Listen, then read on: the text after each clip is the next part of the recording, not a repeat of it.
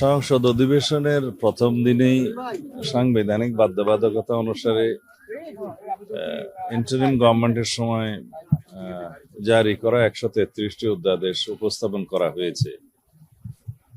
এটা নিয়ম হচ্ছে 30 পঞ্জিকা দিবসের মধ্যে এই অধ্যাদেশগুলোর বিষয়ে ফয়সালা করতে হবে।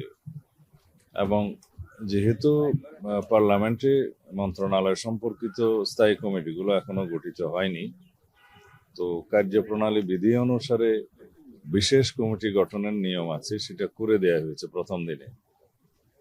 সেটার বৈঠক আজকে এখনই 11টার সময় হবে।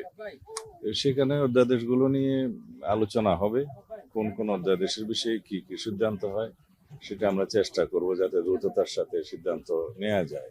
আমরা জনপ্রত্যাশা, জুলাইয়ের গণ অভ্যুত্থানে, ছাত্র গণ অভ্যুত্থানের আকাঙ্ক্ষা, এগুলোকে ধারণ করব।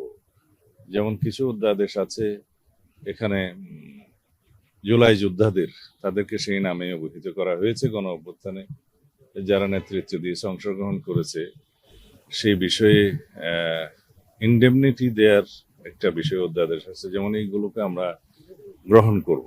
এছাড়া বিভিন্ন বিষয়ে আছে যেগুলো বিগত ফেসিবাদী সরকারের সময়ে বিভিন্ন প্রতিষ্ঠানের নামকরণ করা হয়েছিল, তাদের নেতাদের নাম বিভিন্ন নামে, এগুলো বিলুপ্ত করা হয়েছে, এগুলো ইজিলি আমরা গ্রহণ করব। এছাড়া আরো অন্যান্য বিষয় আছে যেগুলোতে বিস্তারিত আলোচনা করে আমরা কোনটা কিভাবে গ্রহণ করা যায়, কোনটা সংশোধনী সহ গ্রহণ করা যায়, অথবা কোনটা আমরা হয়তো বিলম্বে আরো সংশোধনী আনতে হবে, সেটা ওভাবেই ফয়সালা করতে হবে, কারণ সময় সংক্ষিপ্ত। এটা 30 দিনের ভিতরে ফয়সালা করতে গেলে অলরেডি আমাদের অধিবেশন 12 তারিখ বসেছে, পরবর্তী অধিবেশন বসবে 29 তারিখ। এর মধ্যে প্রায় 15 দিনের মতো সময় আমরা অতিবাহিত করছি। বাকি 15 দিনের মধ্যে যা করা যায় সেইটুকু আমরা ব্যবস্থা করব।